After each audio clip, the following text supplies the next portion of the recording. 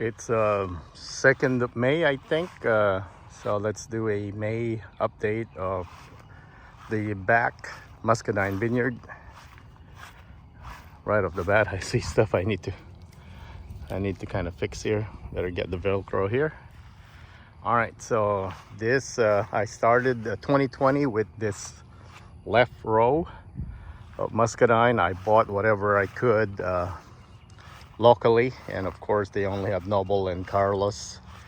But someone ordered Black Beauty and they did not pick them up, so I ended up getting two Black Beauty, and they're legit Black Beauty because I bought some Black Beauty later on and do some comparison, because you do get mislabeled Muscadine as well, always.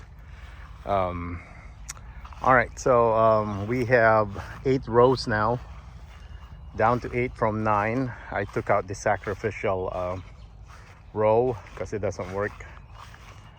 They'll get your Muscadine whatever they want to get it. So that's how you share your Muscadine with wildlife. You plant bazillion Muscadine, so you get still bazillion Muscadine, and everyone is happy. Possum, raccoon, deer, they all get to eat. All right, so yeah, this is a hobby vineyard. We are not, I don't depend on this for my livelihood, so it's more like an experimental vineyard. So I'm gonna show you the 9th row that I took out. Now I'm like itching to put something that would be something we don't have a lot, probably Asian pear. So I can plant 1, 2, 3, 4, 5, 6 Asian pears right here. I already have one that's not getting pollination. It's this Korean giant right here. So, and I gotta mow all this stuff, keep it nice. And this one, as you can see, leaning, T-post it, push it right there. That should do the trick. All right, so down to 8 row. Let's start from the beginning right here. So I do this yearly update. It's basically for myself so that I'll remember the variety, or if I don't remember, I refer back to the previous video, and just to kind of see the growth of the vineyard. So this is the original row, single, planted 2020. So it's like a 120-foot row. You can get 6 vines from this one, 6 Muscadine, 10 feet left and right branching. So these are all 20 feet and 6 120-foot. All right, and then eventually I researched Muscadine, because all I plant here, well, most of what I plant would be, hey Lolo, what do you want? I know. Are resistant to all the European grape disease, and low maintenance, basically. Muscadine, and I don't even ever fertilize any of this. They're running out of nutrients, so I gotta look into organic fertilizing.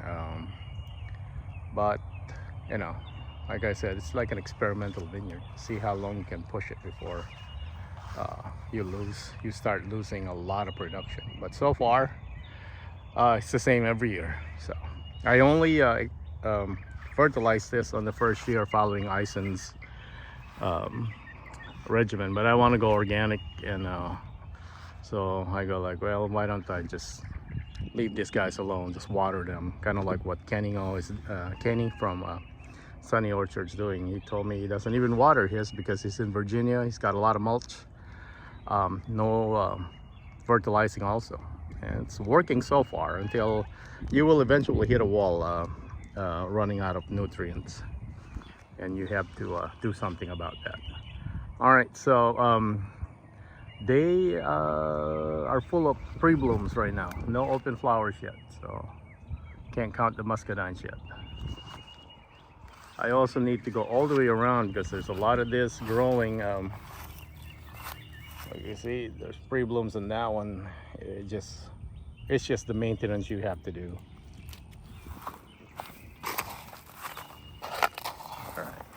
Man, when I started with Muscadine, I was so careful I wouldn't even get some pruners. Now you just go, just start kicking them. They're pretty tough. All right, wind also caused a lot of damage. You see a lot of this fragile green growth that are just dangling right here, drying up. That's just because the wind just knocked them down. At this stage where it's all green, they're pretty vulnerable to damage from wind, because it's green is still not even, once it browns up a bit, man, this thing is tough. You see it right here, dangling. All right, I'll go around, probably do that when I'm mowing, and then, all right, let me get back to my update here while I still remember. So 120 right here. This one is down to 110. That's down to 100. So if you've seen my other videos before, it's just so that I have this driveway going into the tree house. That's why it's kind of descending like this. All right, you'll see a lot of those damage right here. Look at this. This kind of dead limbs from the wind. This one is dead also. All right, so this first row right here, all female. So we have two sugar gates. So planted 2022, I think, for sugar gate. And then, all right, let me carry my cat. She wants some pampering time. Lolo. I know. Two sugar gates, and then I bought this Summit, but I propagated it, and Summit is quite vigorous growing. So here it is. So this is Summit. This one is this poorly sunlit. It's Janet. There's two Janet, this one and the other one right there is a Janet. They do get mid-sun and the afternoon sun, so we get a little bit. So this row, other than Summit, the two Janet and Sugargate are low producers in my area. They are low producers based on study and report anyway. But sometimes you get lucky, you plant them in the right location, right zone. Even low producing, expected low producing Muscadines, they produce well, like Black Beauty. Black Beauty, they love it here. They are high producing Muscadines, as opposed to kind of, you could say, similar to Sugargate from other growers. So this is all female, but the next row right here is their pollinator, and the rest right there, these are Polk, P-A-U-L-K, self-fertile, meaning you don't need a pollinator for it. Oh, by the way, Janet, these are bronze or white Muscadine. Summit is white, Sugargate are black or purple. And you can tell from the tendrils if they are pure green like that. Those are bronze. If you bought, let's say, a Noble, which is a black or purple, and the tendrils are like this before it fruits, then you got a mislabel. So Polk is a black bronze.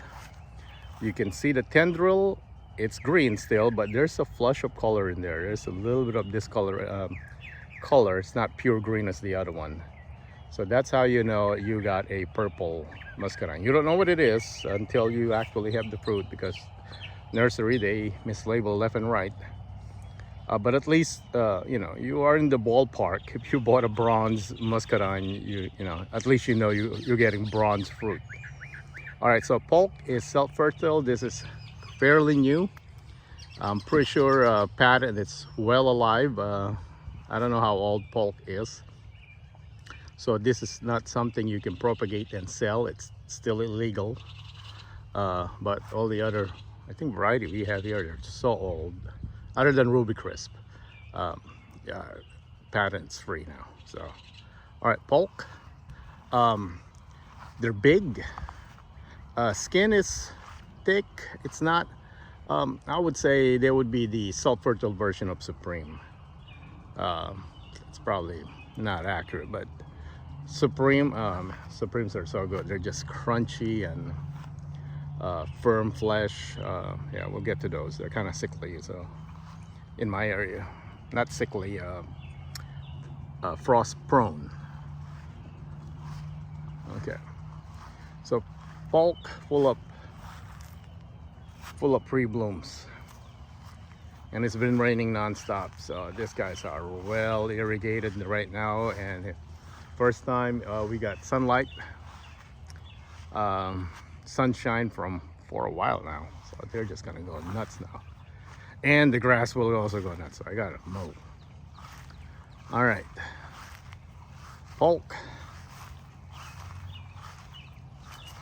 lots. They produce a lot. All the wildlife would eat half of this. You still get so much if you have this much Muscadine. Of course, if you only have 4 or 5 in your vineyard, wildlife goes in there, you start crying. Okay, so this entire row, 120 foot, all 6. This is the late fry, and this particular one is not quite happy with its setup right here. Maybe because it's not, maybe it gets a lot of sun, but somehow you know, it's like, look, it never even made it over there. I mean, it grows and then it gets stunted. You still get plenty of grapes from it, but it's just not quite, there's no, the green vigor is kind of stops. All right, so this is the late fry bronze, self-fertile, so this also helps pollinating all the females here. All right, lots of pre-blooms. We love late fry because it is late. All the other muscadines are done fruiting. Let's fix that growth right there. And you still have plenty of late fry muscadine, which is really fun when you're harvesting and it's getting cooler. Even the wildlife, they thought there's no more, so they leave it alone. They forget there's still muscadines because they thought they were done. All right, so there's some side growth here I need to fix. Plenty right here. And there have pre-blooms also.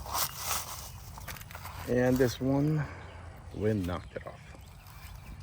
All right.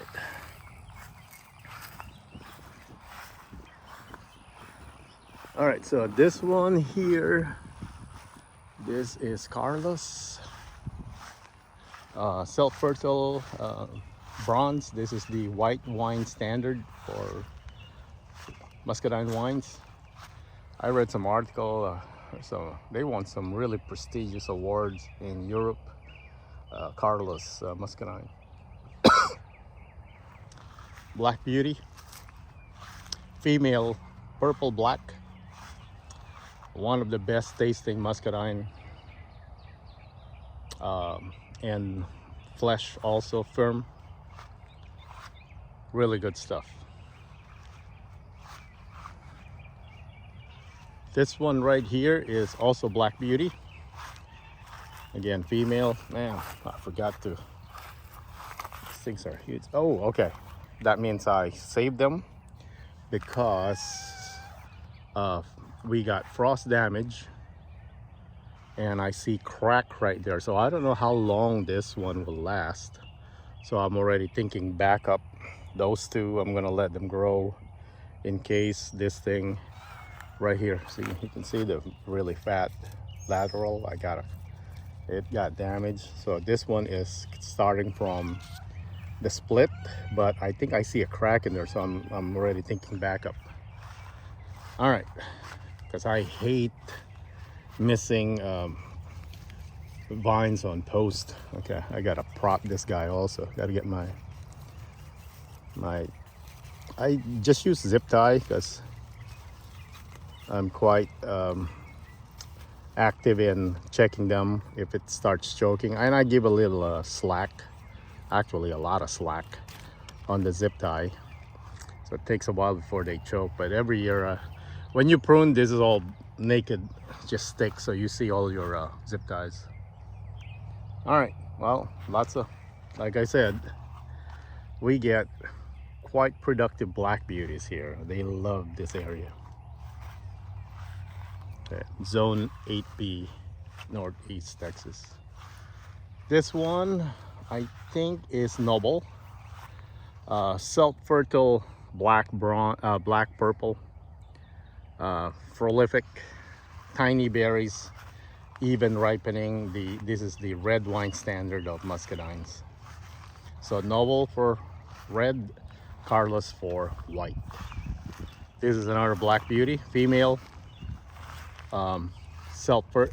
female black bronze, and I need to propagate, maybe add another one. You can see, you see that we got like horrible freeze several years ago, and it just split, crack open a lot of the Muscadines. So right there. So I need to make sure when I prune next year I leave one really long one, because you get some of these vines, when they grow, they go all the way there. Some of them are 40 feet. You don't notice. Yeah, so you got plenty of backup if you pay attention before you prune. I gotta check also. It looks like it's just debarking. It's not a split. So, but always on the lookout for those. All right, so this one is probably the closest thing to wild muscadine. Tiny berries. They're not it's for fresh eating. Southland, they're tiny though, but they taste amazing, like candies. This is always overloaded, I guess, because they're tiny fruits, tiny grapes, but it's overloaded always, and nothing happens to it. Let's keep trucking. Look at it. Look at the caliper on this guy. All right, Southland. So noble, same thing. This one right here is pineapple. Pineapple, they tend to overcrop, and I forget, and they take some damage. All right, gotta fix more stuff. Caliper, pretty healthy. Plenty of backup vines now because it's split wide open. There's a lot of dead trunk down here. So this is all from the vines I kept from last year. Okay, so this is female. No, I think it's self-fertile. I can't remember now. But it's bronze. It's called pineapple. It has a tiny, tiny hint of pineapple taste. When we invite friends to harvest, they destroy this. They love pineapple. Big berries, or medium to big. This is another pineapple. Give you lots of fruits, sometimes too much. I have to thin it out because they get so tiny. All right, so this is a summit that I propagated from the summit that I bought. This used to be a jumbo. Jumbo is an old cultivar that's, well, back then when they were, it's not jumbo fruit, but it was jumbo back then, hence the name. But compared to now, it's not good. It's just kind of sweet. There's not a lot of flavor to it. It died. I wasn't sad, you know. I was going to replace it anyway. Now I put Summit here, and it made it all the way. We got a little bit of grapes from Muscadine from this last year. So, all right, this is female Darlene, one of the best tasting fresh eating Muscadine. Oh, there's a nest. Might get attacked by birds here, but look at it. Look at this beefcake right here. Alright, get rid of this. Low producer in my area, unfortunately. But whatever I get from this, I really enjoy eating. So, I'm not in it for you pick or any business. So, whatever it gives me, I'll keep this. It's not something I would pull simply because it's not producing. So, vigor though, man, Darlene is. If you want just something ornamental and you want to use it as shade, you don't care about the fruit, man, I would suggest Darlene. Quite vigorous. This thing would be like 3 times bigger in canopy when it's like around July or August. Crazy. I actually have to keep trimming it. Okay, so now we're here, Hall. So Hall is new. We have 2 of these. I think Hall is self-fertile bronze. I think so. This would be its 2nd year. As you can see here, still quite young. But I let it produce a little bit last year. I like Hall. So it didn't quite make it all the way to the end, but I'm pretty sure it'll make it now. There you go. All right, right here we have, is this our, let me see, because I have unknowns here. Okay, so this is Supreme. Supreme, yeah, it gets damaged a lot. Look at this. So this is all from last year. I even let it go all the way here to cover what's bald on Hall.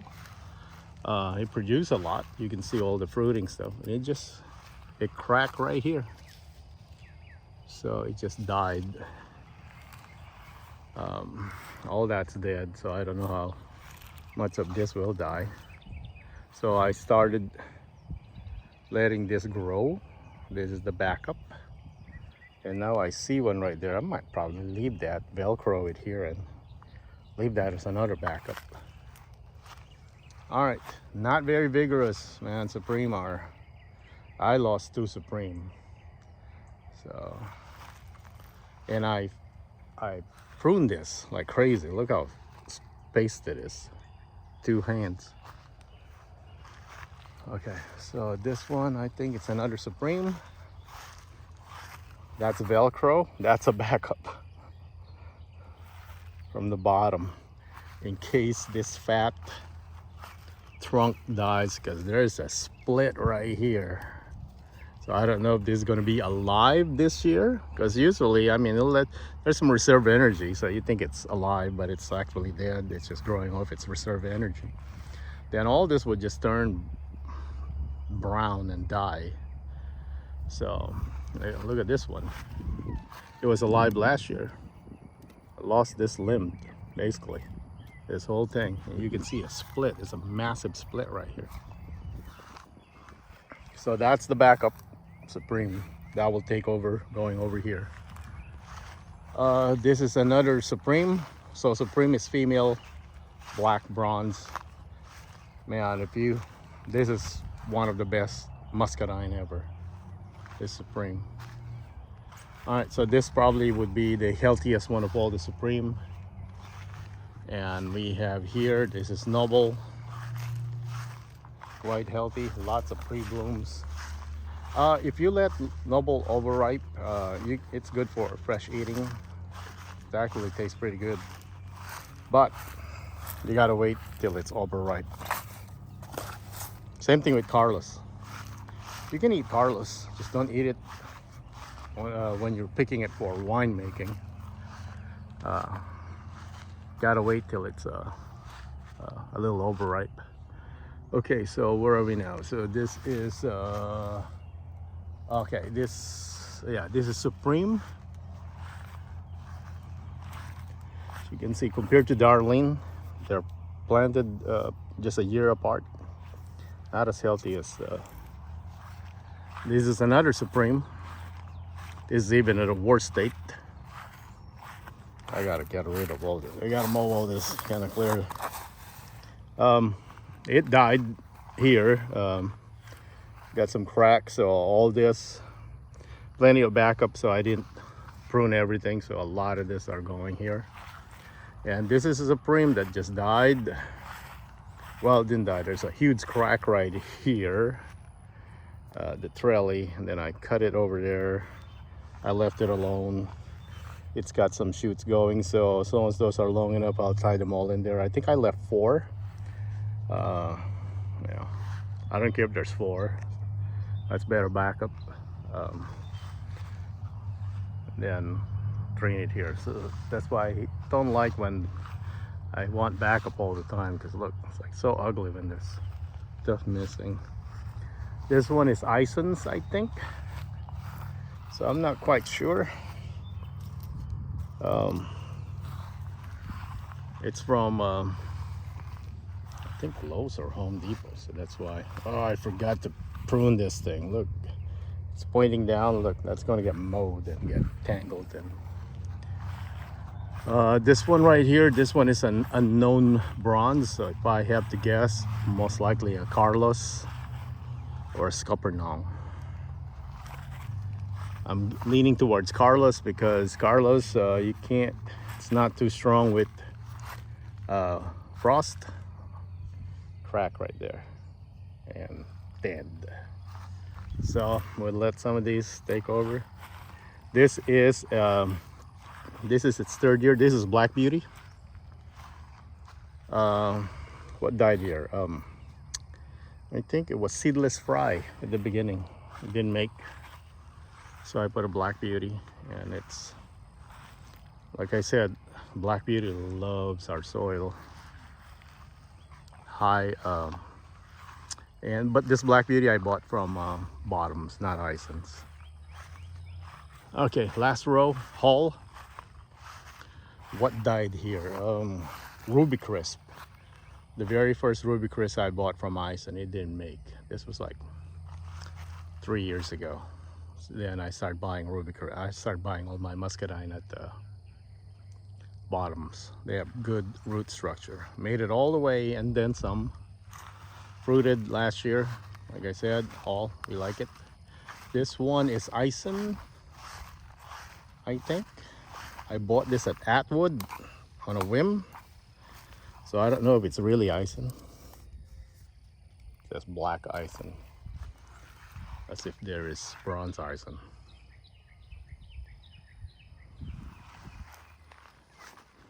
So this is before I knew about green and colored tendril.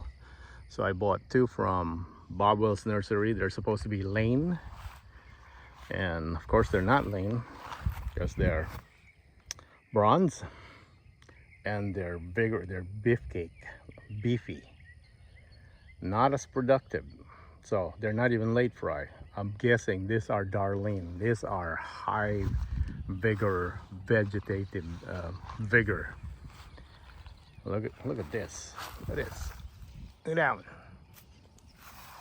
They love the spot right here because they're almost a stick of a caliper of the first 2 Darlene, and these are planted 2 years apart. So the 2 lanes are not Lane. Still have the label Lane in there. So I'm guessing Darlene. Look at this one. Look at that. So pretty. It's like a tree. No damage, no winter damage. Just super strong. Alright, so these 2 are late fry. This late fry right here, cracked. Look at that. Dead all the way there, so I got all this guys just kind of waiting to take over. I'm gonna let, that's why I left this Darlene right here. I'm gonna tie this up here just so that it covers this ugly blank one in case this guy don't make. Terrible arc also on that one. I gotta pry this. I gotta prop this up with a T-post. And this is the last one, late fry, Muscadine, and that completes the tour. A lot of this dead damaged one. I gotta go and kind of pick them off. Right here also. So if you get this, don't be discouraged. It's just, it happens. Can't do anything about it. The wind just knocked them off until, like, look at this one. Got a lot of pre-blooms too. All right, so that's our Muscadine tour. The back Muscadine vineyard. We have a tiny one up front, Ruby Chris and Summit.